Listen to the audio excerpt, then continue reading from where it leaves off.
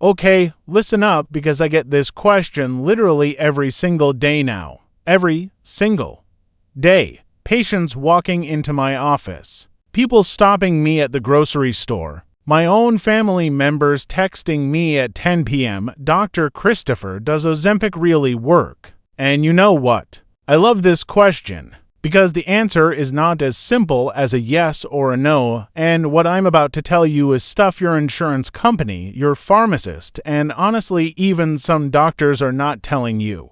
So sit down, get comfortable, and let's talk about this for real. Here is the truth about Ozempic that nobody is giving you straight. Yes, it works. But the way it works is going to completely change how you think about weight, hunger, and your own brain. See, most people think Ozempic is just some fancy diet pill that makes you not hungry. That is the surface-level answer, and it misses everything that makes this drug genuinely revolutionary. Ozempic's active ingredient is called Semaglutide. And what Semaglutide does is mimic a hormone your body already makes naturally, called GLP-1. Your gut releases GLP-1 when you eat, and it signals your brain to say, okay, we're full. We can stop now. The problem for millions of Americans with obesity is that this signal is either too weak, arrives too late, or gets ignored completely. Ozempic basically turns up the volume on that signal to maximum.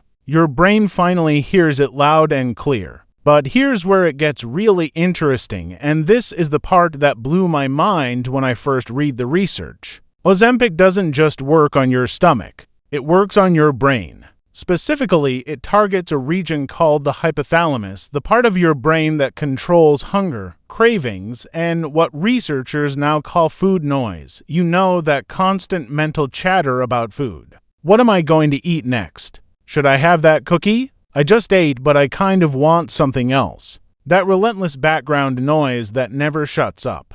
Patients on Semaglutide report that it just outgoes quiet. One patient told me it was like someone finally turned off a TV that had been blaring in her head for 30 years. That is not a placebo effect. That is your neurology changing in real time. So, what does the actual data say? Because I know some of you need the numbers before you believe anything. Clinical trials show that people on Ozempic lose on average 12 to 15% of their body weight. On Wegovy, which is just a higher dose of the same drug approved specifically for weight loss, that number climbs to 15 to 20%. To put that in real terms, if you weigh 250 pounds, we are talking about losing 37 to 50 pounds. Not from starving yourself. Not from two-a-day workouts, from a weekly injection that rewires how your brain and gut communicate. And on top of the weight loss, blood pressure improves, blood sugar stabilizes.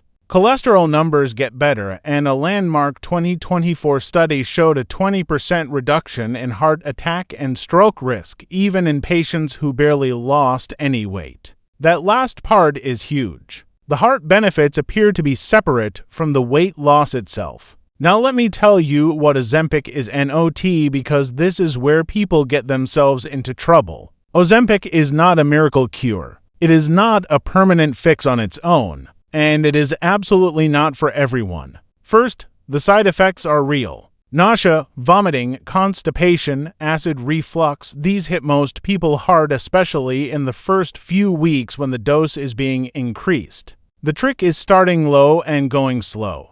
Doctors who rush patients onto the full dose too fast are setting them up for a miserable experience. The discomfort usually fades after 4 to 6 weeks, but for some people it never fully goes away and they have to stop the medication.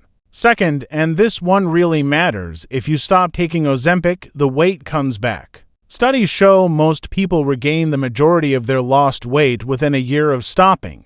This is not a willpower failure. This is biology. Your GLP-1 levels drop, the food noise returns, your appetite comes roaring back. Which means Ozempic right now is essentially a lifelong medication for most people.